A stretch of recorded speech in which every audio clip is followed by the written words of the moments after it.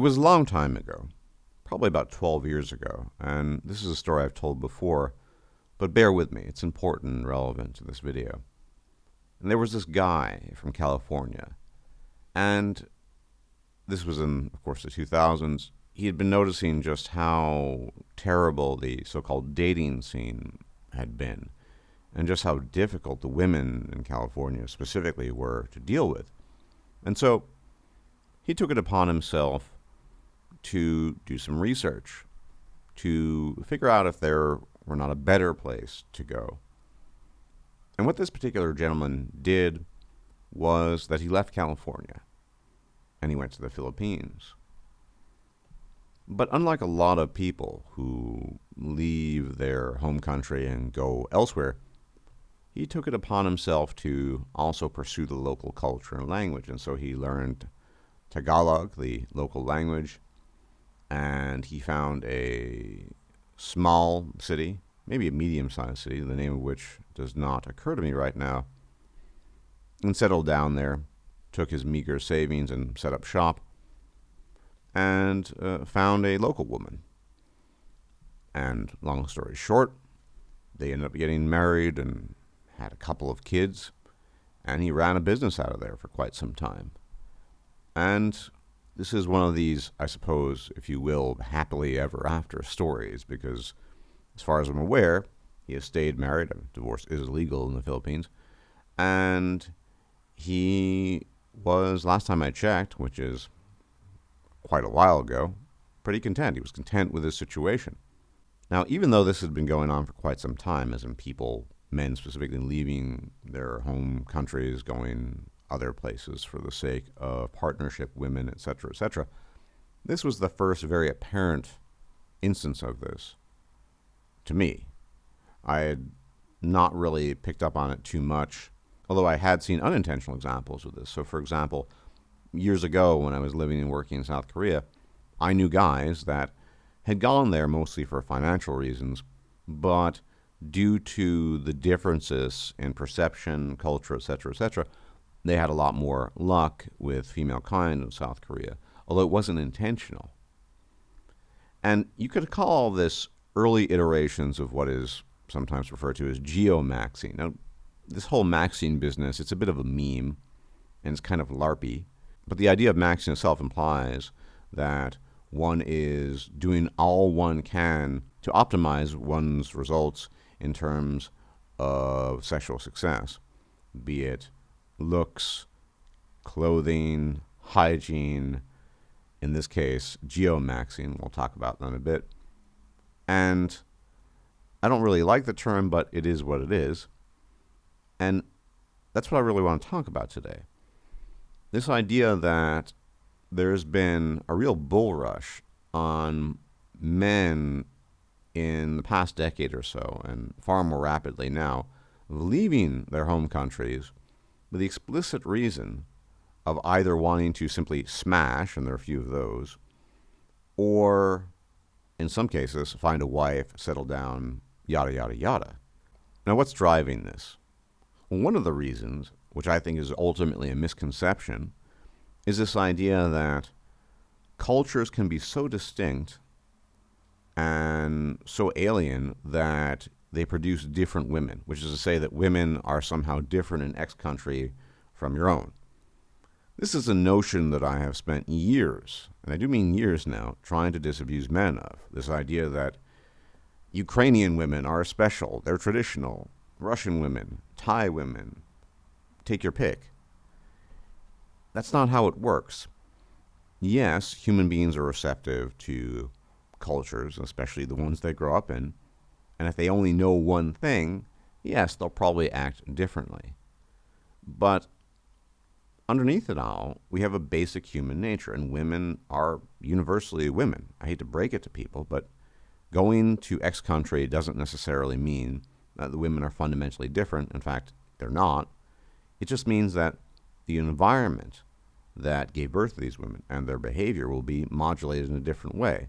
And as I stated just now, this notion, I think largely delusional notion, is one of the driving forces behind so-called geomaxing, leaving your country to find something that you think might be better Because, yeah, maybe she'll conform to the local culture, she'll be quote unquote more traditional, whatever.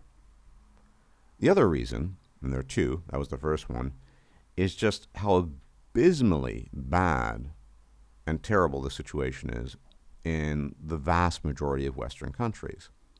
This is especially true of the Anglosphere, be it Australia, United States, Canada, Britain, New Zealand. These places are kind of ground zero for horrific divorce laws and rules and regulations. And so that's why you see the biggest push from these countries. Now, there are other places I've noticed, places in Western Europe, which, to be sure, don't have the same draconian divorce laws, but you still see men leaving these places in search of wives elsewhere. But I would say that most of this comes from English-speaking countries. And a lot of it's driven not only by the horrible divorce laws in place, as well as the general poor regulation of the institution of marriage, but the situation on the ground. And that was the original point with respect to this guy I mentioned at the beginning. He noticed, even in the mid-2000s, that things were really bad on the ground. And how much worse are they now, gentlemen? I think it's kind of obvious they're that much worse, a lot worse. More to come in future videos on that topic. But he noticed it, and so that was the motivating factor. So those are the two major driving forces behind so-called geomaxing with respect to the mating market. And again, because so much of it is driven by deluded notions that women are somehow different in other countries, a lot of it doesn't work out, I've noticed, having conversed with some of these men, having observed various cases of failure. But here's the thing. I did mention that the culture, the environment, does shape the way they think and grow up. The key here is keeping them in that environment and culture. And this gentleman from California was very, very shrewd about this. To the best of my recollection, he had vowed to never take his wife back to the United States or California in any capacity. As a consequence of that, she was never exposed to the very strange culture that has become American culture. And in this way, he was insulated from these risks. Now, not every man is smart enough. A lot of these guys think they'll find a foreign bride because they don't want to spend much time in this other country, oftentimes because it's hot, humid, unpleasant, especially Southeast Asia. Bring them back, and that's where the problems start. Because the wife, the female, becomes acquainted with other women. She gets notions of certain ideas implanted in her. She becomes aware of the environment, the situation being fundamentally different. And what happens? She reacts in a different way, and she acclimates. She adjusts in this process both her expectations and her way of thinking about the world in general. But the big question is and remains, does geomaxing actually work? I would say it kind of does, but it's increasingly becoming a difficult thing to achieve, if only because geomaxing is becoming much more popular. Now again, I knew a guy I worked with back in the day in South Korea from Britain who used to stock shelves at Tesco. Came from a poor family, not much to say for himself in that regard. Arrived in Korea, and because he conformed to some stereotypical images of the Western man, was rather successful initially, and then later on. He climbed various hierarchies. His big motto was always fake it to make it, and he was very good at that, and eventually married a Korean female and the works, right? Unintentionally successful.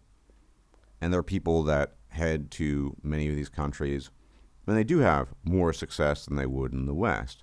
Increasingly, I've noticed that even guys who would be, at least in a standardized way, attractive prospects for women in the West are also rejecting the home scenario because they realize it's that bad. Or to the extent that they would still have luck on the dating scene or the dating market, the pickings are slim and they still need to deal with a lot of BS in the process. And so they leave too. So can one be successful with this enterprise of geomaxing? It really depends on what you're after. Sure, if you just want to smash, then you can head down to Pattaya or whatever and have a lot of luck there, I guess. You just need money. But for men who are looking for something more long-term, who really knows? Assuming you don't bring that person back home, then yeah, there's probably some chance. But I should also emphasize that in an increasingly globalized world, this idea of geomaxing is going to become more and more popular, but also more and more limited, which is to say there are places, particularly in Asia, where the sight of a foreigner, a standard Western-looking person, is not a big deal anymore. And as such, it doesn't incur the same sense of awe and curiosity that it might have done at some point in time. And that has changed rather rapidly in the last 10 years specifically. And we're at the stage now where, in fact, it's hardly a big deal at all. There are tons of Westerners running around in places like Japan, South Korea, and Southeast Asia. It's just kind of par for the course. So even in these environments, I've noticed that competition, if you wish to call it that, or that X factor, which I would define formally as sort of the exotic quality that Westerners used to bring to the table, it's not really there anymore. It's just not that big a deal because many of these people have seen tons of Westerners. And unless they stand out as acute specimens of specifically Western type, I don't really see it necessarily being an advantage anymore because these places and destinations are becoming more and more popular. So in the final analysis, I think geomaxing can work, but it's becoming increasingly difficult. And to the extent that you want to be successful, you have to pass certain standards of appearance, money, etc., etc. So I think gone are the days, one example, where if you didn't have a lot of money like this guy I used to work with and were only average looking, that you could just end up in a place and do well. You either need to have looks and money or looks or money. In my experience and observation of this phenomenon these days, it's simply insufficient these days just to be a foreigner and then hope for the best. So again, I'm pretty skeptical about geomaxing as a rule. And yes, you can be more successful in that regard. But the point I always need to drive home is women are women. It doesn't matter where you go. They are women. They will remain such. And you need to be aware of that. If you want to take your chances, be my guest. But always remain aware of this very important fact. Anyway, thanks for checking out the video. Please leave a like and subscribe if you've not yet done so. Share the video. Hit the bell icon to be informed of forthcoming videos. And if I'm still alive, I'll check you out later. May the gods watch over you. Take care and bye-bye.